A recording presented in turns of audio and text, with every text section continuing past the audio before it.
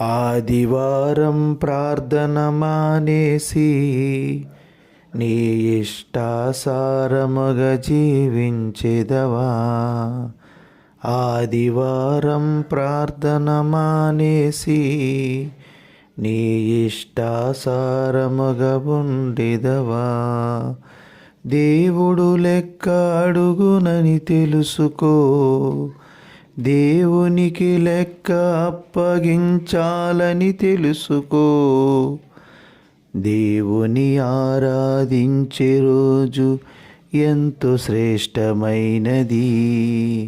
ఆ దినము పోగొట్టుకుందవా. ఆదివారము ప్రార్థన మానేసి నీ ఇష్టాసారముగా జీవించెదవా. ప్రార్థన లేదు, కీర్తన లేదు అంటావు. వెళ్ళే వారిని ఆటంక పరుస్తూ ఉంటావు. ఆ పని ఉంది, ఈ పని ఉందని చెప్పి వంకలు చెప్పి తప్పించుకుంటావు. ఆదివారం ప్రార్థన మానేసి నీ ఇష్టాసారముగా జీవించెదవా.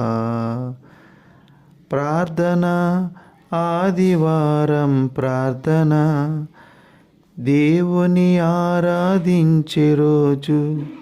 ఎన్ని పనులు ఉండినా విడిచిపెట్టి ఆయన సన్నిధికి రమ్మన్న రోజు. ప్రార్థన, ఆదివారం ప్రార్థన, దేవుని ఆరాధించే రోజు.